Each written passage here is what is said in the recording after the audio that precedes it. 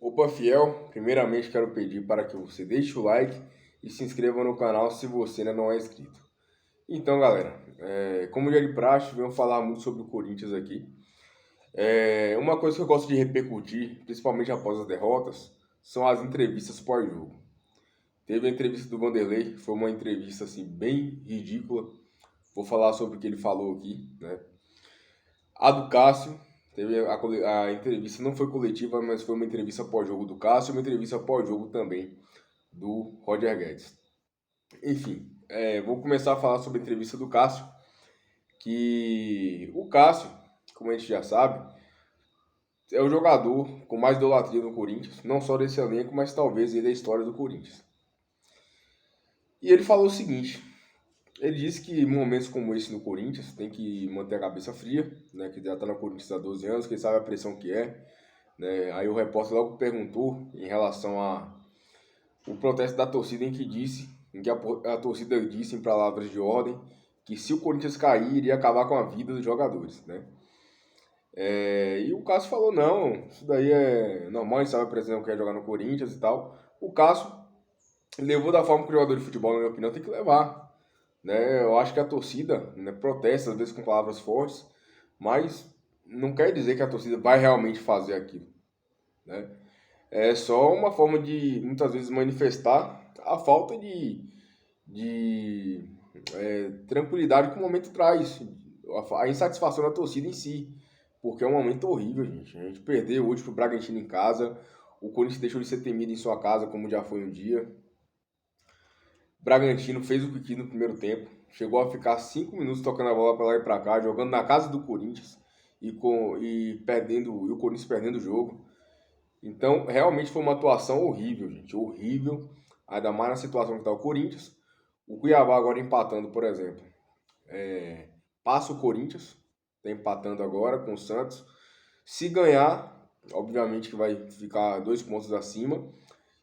Ou melhor, 3 pontos acima, que tem empatado o número de pontos. O Cuiabá está indo a 13 com esse empate. E amanhã tem o Goiás. Se o Goiás ganha, o Goiás está com 11. O Goiás passa o Corinthians. Fica 2 pontos à frente. O Corinthians fica na zona de rebaixamento, numa situação bem complicada, porque já estamos chegando no meio do campeonato, né? No meio da temporada do Brasileirão. Então, tem que abrir o olho e é desesperador, realmente, sim, para mim como torcedor. Eu que presenciei a queda em 2008 não, 2007. Desesperador para mim, não é uma situação assim, que eu gosto de ver o Corinthians, não. E o Cássio falou muito sobre isso, né, disse que tem que melhorar, que já deu a cota de perda em casa, mas assim, essas palavras, gente, a gente sabe que não adianta nada, né? Não vai adiantar muita coisa. Inclusive, eu acho que o trabalho do Luxemburgo não vai mais para frente. Hoje ficou claro para mim. Eu sempre busquei aqui apontar os erros, não só dele, dos jogadores também. Só que hoje, gente, foi uma sequência de erros do Luxemburgo tão grande, não só de substituições, mas assim, da forma que ele montou o time, do posicionamento tático dele, principalmente após tomar o gol. Então, eu sinceramente não vi muita perspectiva de melhora, porque ele pareceu estar perdido.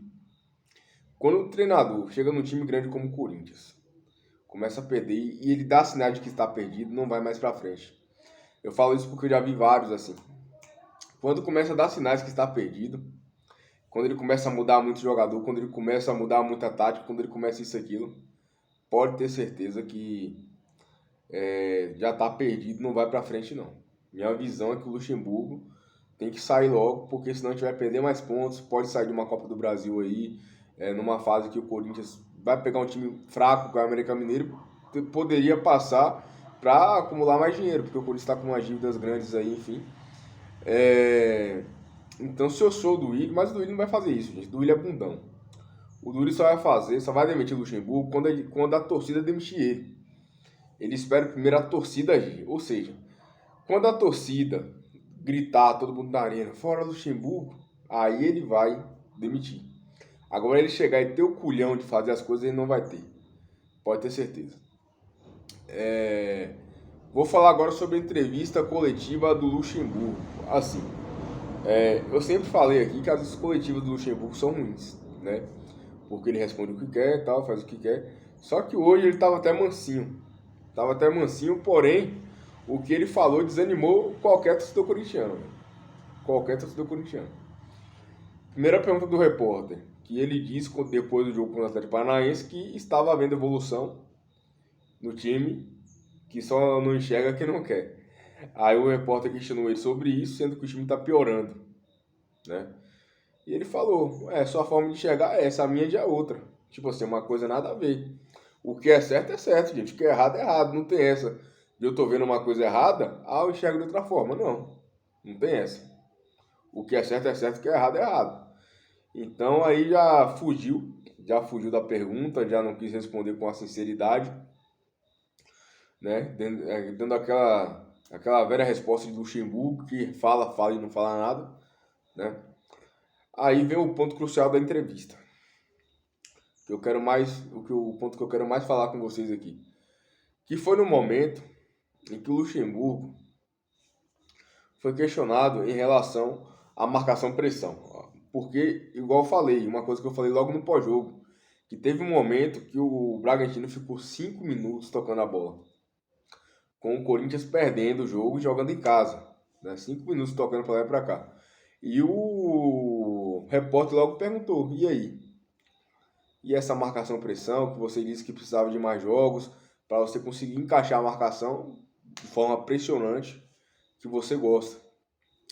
Aí o Luxemburgo simplesmente falou que ele não tem jogadores com característica para fazer marcação-pressão. Aí eu te falo, Roger Guedes não é um jogador agudo assim de ir e voltar, aquele ponta de profundidade, não, mas é um cara que ele usa velocidade, veloz. O Yuri é um centroavante tido como veloz para a função de centroavante. Juan Oliveira veloz. O Maicon é jovem, não é veloz porque sei lá o que acontece com esse cara, mas aguenta correr. O Gil Moscardo, 17 anos, aguenta correr. Bidu.